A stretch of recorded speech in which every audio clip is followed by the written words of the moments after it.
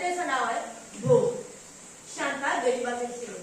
लग्न होणे गरिबी काढून तिच्या पाठीला बसली. पण त्या गरिबीतही शांताला तिच्या नवऱ्यानं पणसदारीचा शेवगा पांढरा फुलाने नटावा तसा दोघांनी संसार केला. वर्ष सरत होती. एकाला दोन, दोन्हीला तीन. शांताची बाळंत नसेल. पहिल्या 2 पोळानंतर शांताला पोळी दिसली. मालन तिचं नाव. तिच्या जन्माला यायची गोष्ट. शांता 17 जागी तुटलेल्या आणि 56 जागी डोलं उचललेल्या वाकड्यावर झोपली. दिवसभराच्या कामाने तिचा मालकी पाक घेऊन गेला. पण त्या रात्री शांताला झोपच लागली नाही. डोळं सपाट अंधारात होतं.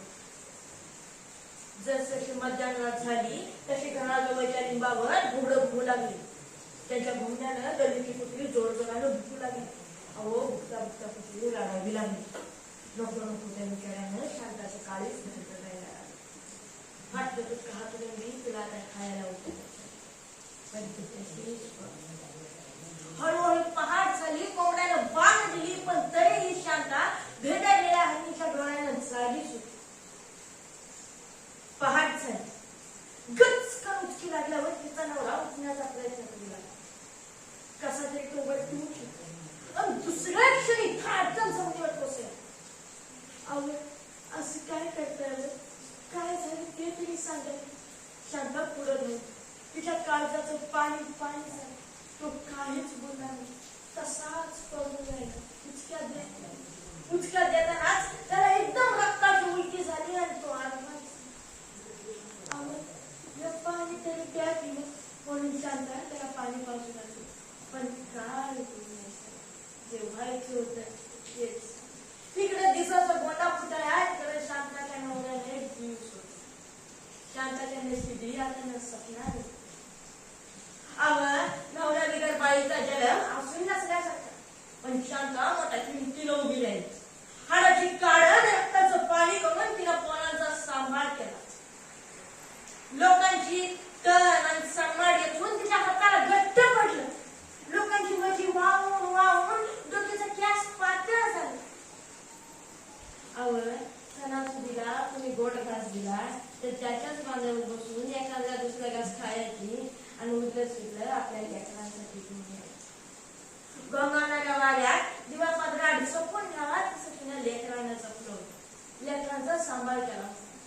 तिच्या ऐपतीप्रमाणे तिला पोराची 4 भुकं वेचली.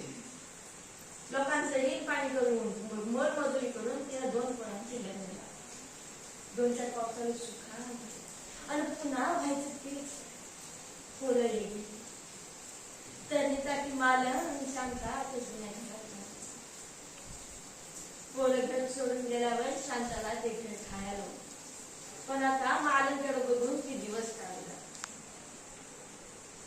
तिच्या नशिबातनं रोजगार काढून सुद्धा 10वी पास झाली मालन. पण खूप समजली. जेवढं जमल तेवढं ती तिच्या आईसाठी करत सुटली. अशाच एका सायंकाळी शांता शेतावर मालनने तिला चहा करून दिला. चहा पिता पिता शांताचं लक्ष आपल्या पोरगीच्या गोष्टीकडे गेलं. ती मालेला म्हटली, अगं माले बस कधी विचारायचं नाही स्वाईग. तशी माले म्हटली, कशाने विचारले? त्यात काही नाही का वेगळं? सारखी असाच्या तसं तिच्या काळजाचं पाणी पाणी झालं. आपल्या फाटच्या संसारात डुचकीला लावाय प्यार म्हणून नये याचं तिला फार वाईट. तिनं मालेला पुढे बोलवलं. सोन्यावरनं मायेनं हात फिरवला. तिला तिचा हात मात्र तिच्या दाट केसात फिरता फिरता बांगाच्या मागील बाजूला तिला हाताच्या अंगठ्या एवढी भली मोठी जर लागली. ज्या काळजात चढ तिचं मन तिच्याची बोलली, अरे माझ्या याने काय माझ्या नशिबाने वाढून ठेवलं. तिचं डोळं पाण्यानं पाणवल्या डोळ्यामुळं तिला पलीकडच्या गळीतली सोनं दिसली. तिच्या केसात जमीन भेटते. घोमराचं चीप यशाच्या आणि बंगाला लावून तिने तिचं वाढली. सौंदतीला जाऊन तिचं देवासंग लगीन लावली. सुने देवाची देवी आणि साऱ्या गावाची दाखीची. आता मंगळवारची किंवा सुने आता पडली घेऊन जोगवा मागते. मग माझ्या मालेला तसंच करावं काय? सर्व आणि तिच्या अंगावर काटा आला. कट्टाबट तसाच गेला आणि वेगळ्याच निर्धाराने शांता म्हणाली, नाही तेच जमायचं नाही. कसा आली याला माझा खूप होतोय बघतोच मी. शांता उठली, मालेला म्हटली, माले उठ, चुलीवर पाणी तापत ठेवून देवळीचा खुरपं घेऊन इकडे. माले उठली, तिने चुलीवर पाणी तापत ठेवलं आणि देवळीचा खुरपं घेऊन इकडं आईकडं. तिने आई शांता खुरपं दिली.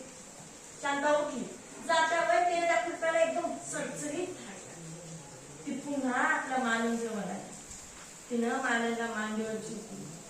मालेला मानेकडे बघत तिनं त्या केसातल्या जटेला हात डाव्या हातानं तिनं ती जट पकडली आणि उजव्या हाताला खुरपट तिनं जटेला लावलं. अरे होय, खुरपट जटेला लावलं. अजून उभा गेला याच खुरप्याने तिला जगवलं होतं आणि आता तेच खुरपट तिला या संकटातनं तारणार होतं.